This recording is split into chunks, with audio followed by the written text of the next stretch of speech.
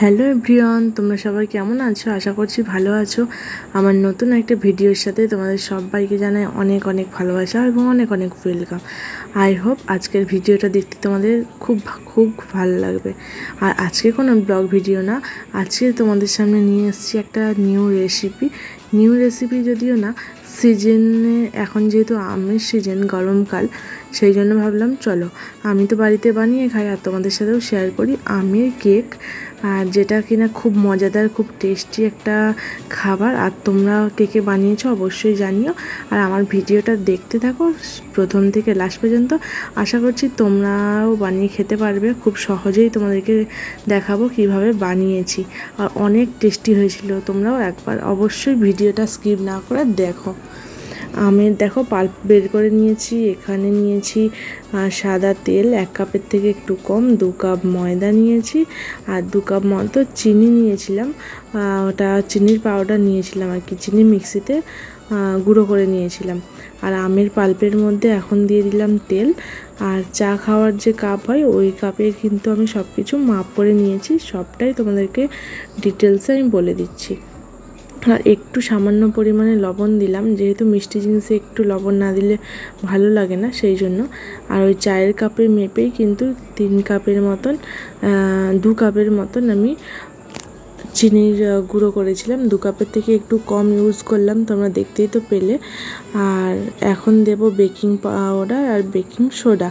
Baking powder দেব একটু বেশি, 1 চামচের থেকে একটু কম। আর বেকিং সোডা দেব 3 ভাগের 1 ভাগ, মানে 1 চামচের 3 ভাগের 1 ভাগ, কি তার থেকে একটু কম দিলেও দিতে পারো। তারপরে চলো এখন ভালো করে মেল্ট করে নেব। আর আমার কাছে যেহেতু হ্যান্ড ব্লেন্ডার নেই, আমার কাছে একটা হ্যান্ড ব্লেন্ডার বলতে হাতের ব্লেন্ডার করার জিনিস আছে, কিন্তু ওটাতে না আমার অনেকটাই লেট হয়, সেই জন্য আমি এইভাবেই কিন্তু ব্লেন্ডারে ব্লেন্ড করে নিলাম, মানে হাত দিয়ে। আর এখন একটু দেব ভ্যানিলা এসেন্স। এটা কিন্তু কেক তৈরি করতে তো সাহায্য করে, তোমরা অনেকেই জানো যারা কেক তৈরি করেছো। আর যারা যারা নিউ তারা অবশ্যই জেনে নিও। আর এটা মুদিখানা দোকানেই পাওয়া যায়। আর এখন অ্যাড করে দিচ্ছি ময়দা।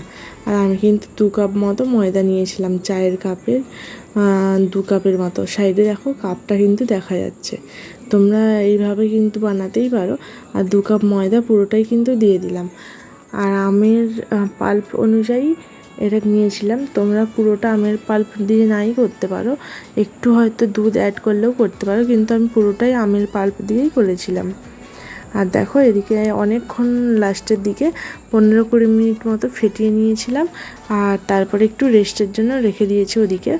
আর এদিকে দেখো আমি একটা অ্যালুমিনিয়াম ফয়েলেও তোমরা করতে পারো, আমি নিয়েছিলাম একটা সিলভারের, মানে গামলি টাইপের, মানে কেক তৈরি করার, আমি এটাতেই মানে কেক তৈরি করি আর কি।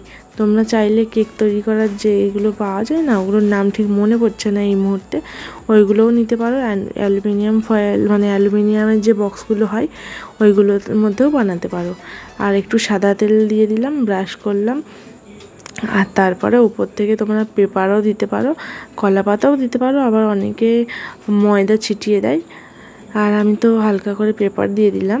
আর তারপরে দেখো যেই কেকের ব্যাটারটা রেডি করেছিলাম ওটা এখন দিয়ে দিলাম। আর এদিকে কড়াই দিয়েছি, আমি বানাবো গ্যাসে, উনানে বানালে আরোই তাড়াতাড়ি হয়, বেশ ভালো হয়, কিন্তু আমার সময় ছিল না, সেই জন্য আমি গ্যাসেই বানাচ্ছি। আর যেহেতু পাপাসোনা ছোট, তোমরা অনেকেই তো জানো, সেই জন্য। আর এখানে নিয়েছি আমি বালি, তোমরা চাইলে অনেকেই লবণ নিতে পারো। আর আমার কাছে লবণ খুব একটা বেশি ছিল না, বালি ছিল, সেই জন্য ভাবলাম চলো বালি দিয়েই বানিয়ে ফেলি। বালিটা গরম হয়ে গেছে, আর এর মধ্যে বসিয়ে দিলাম একটা বাটি। আর তোমরা কিন্তু স্ট্যান্ড নিতে পারো, খাবার যেগুলো রান্না করে রাখা হয় যে স্ট্যান্ডগুলো, আমি কিন্তু বাটি নিয়েছিলাম, পরে ওটা চেঞ্জ করে স্ট্যান্ড দিয়েছিলাম, কারণ বাটিটা অনেকটা উঁচু হয়ে যাচ্ছিলো তো, সেই জন্য কড়াইটা ঢাকা পড়ছিল না, সেই জন্য।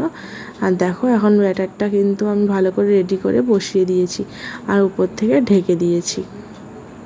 এখন কিন্তু হাই ফ্লেমে ছিল এতক্ষণ, বালিটা যেহেতু গরম ছিল সেই জন্য। তারপরে মিডিয়াম ফ্লেমে কিন্তু আমার 40 মিনিটের মতো ছিল। এখন দেখে নেব কেকটা কতদূর রেডি হয়েছে। আর যদি পুরোপুরি রেডি হয়ে যায় তাহলে এই কাঠির মধ্যে একটুও লাগবে না, আর যদি রেডি না হয় তাহলে কিন্তু কাঠির মধ্যে লেগে যাবে। এইভাবেই কেক মানে হয়েছে কি না দেখতে হয়। আমি কিন্তু মাঝখানে এক দুবার আরও একবার দেখেছিলাম। আর এখন দেখো অনেকটাই ঠান্ডা হয়ে গেছে। আর এখন পিছন থেকে যেই পেপারটা দিয়েছিলাম ওটা কিন্তু মনে করে উঠিয়ে নিতে হবে।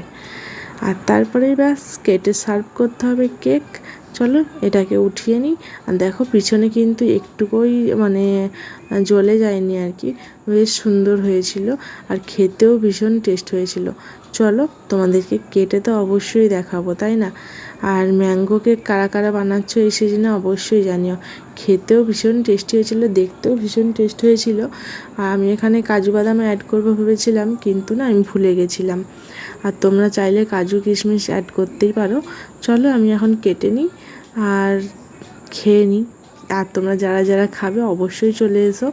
টেস্টি টেস্টি ম্যাঙ্গো কেক যারা যারা খেতে চাও অবশ্যই চলে এসো। আর ভীষণ টেস্টি হয়েছিল ম্যাঙ্গো ফ্লেভারের একটা কেক। এত যে টেস্ট হয় সেটা আমিও জানতাম না, কেক বানাই কিন্তু এই ফার্স্ট টাইম ম্যাঙ্গো কেক বানালাম আর কি। ভীষণ টেস্ট ছিল, ভীষণ। তোমরাও অবশ্যই বানিয়ে খেও। আর আজকের ভিডিওটা এই পর্যন্ত, দেখা হবে নেক্সট ভিডিওতে নতুন ব্লগের সাথে। আর তোমরা অবশ্যই কমেন্ট করে জানিও ব্লগটা আমার দেখতে কেমন লাগলো। আজকে কোনো ব্লগ না, আজকের রেসিপিটা দেখতে তোমাদের কেমন লাগলো অবশ্যই জানিও। আর ম্যাঙ্গো কেকটাও অবশ্যই তোমরা বানিয়ে খেও। চলো দেখা হবে নেক্সট ভিডিওতে নতুন দিনের সাথে।